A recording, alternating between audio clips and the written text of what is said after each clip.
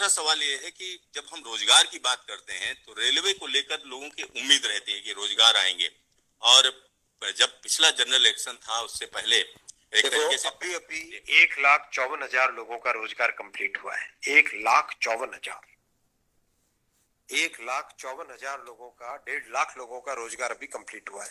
Employment orders मिल गए, लोगों का रजिस्ट्रेशन हो गया, आगे जॉब में अब उनके ट्रेनिंग के लिए लोग जाने लगे।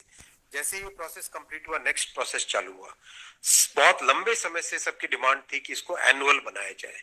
एनुअल इसलिए बनाया जाए, अगर 4-4, 5-5 साल के गैप में आता है तो कई लोगों की एज निकल जाती है उसमें से, राइट।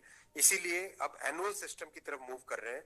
जनवरी में, अप्रैल में, जून में और अक्टूबर में, इन ये चार बड़े चंक है, एएलपी, टेक्निकल, नॉन टेक्निकल और ग्रुप लेवल 1, ये जो 4 बड़ी कैटेगरीज है, इन 4 बड़ी कैटेगरीज का साल में 4 हिस्से किए गए कि जनवरी में स्टार्ट करें एक जो एएलपी का, दूसरा टेक्निकल स्टार्ट करें अप्रैल में, नॉन टेक्निकल स्टार्ट करें जून में और अक्टूबर में स्टार्ट करें लेवल 1, और ये साइकिल चलती रहे।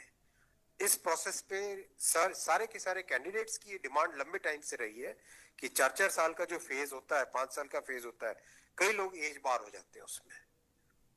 एक हर साल आपको अपॉर्चुनिटी मिलती रहेगी तो सबको अपॉर्चुनिटी मिलेगी। इस थिंकिंग के साथ आगे बढ़े, और इसी थिंकिंग और इसमें भी जितनी रिक्वायरमेंट थी उससे ज्यादा अभी नोटिफाई किया है। 1 साल के हिसाब से जो रिक्वायरमेंट है, 1 साल के हिसाब से, अगर जैसे लोको पायलट का मैटर है, कितने लोग रिटायर होते हैं उससे ज्यादा लिए हैं, राइट। टेक्नीशियन का है तो टेक्नीशियन का जो अप्रैल के आसपास, अप्रैल से पहले निकल आएगा, क्योंकि हम लोग वो मॉडल कोड ऑफ कंडक्ट को भी अवॉइड करना चाहते थे, वरना नॉर्मल प्रोसेस में अप्रैल में निकलता है टेक्नीशियन का, पर मॉडल कोड ऑफ कोड को अवॉइड करने के लिए पहले निकाला है। तो जनवरी, अप्रैल, जून, अक्टूबर, फिर अगले साल वापस जनवरी, अप्रैल, जून, अक्टूबर, फिर अगले साल वापस, इस हिसाब से ये प्रोसेस कर रहे हैं। सर 1 साल में कितने जॉब्स निकलेंगे इसमें? डिपेंड करेगा जिसकी जितनी रिक्वायरमेंट है। हर एक जोन की अपनी अपनी रिक्वायरमेंट आती है, हर डिवीजन की रिक्वायरमेंट आती है, कोई एस्टिमेट नहीं, हर वर्कशॉप से आती है। एस्टिमेट बनता है, बन के ही तो निकलता है, फिर एस्टिमेट बन के निकलता है ना, फिर हर एक कैटेगरी के लिए अलग अलग बनता है। अभी 1.5 लाख लोगों को जॉब दिया। आप सोचो उस एग्जाम की कॉम्प्लेक्सिटी, 500 से ज्यादा शहर, कितनी शिफ्टें, 1000 से ज्यादा शिफ्टें, 15 लैंग्वेजेस, 1-1 करोड़ लोग एप्लीकेशन। कहीं पे कोई कंप्लेंट आई? 0 कंप्लेंट। कहीं पे कोई paper leak? 0 paper leak. Complete हुआ ना एकदम ट्रांसपेरेंटली।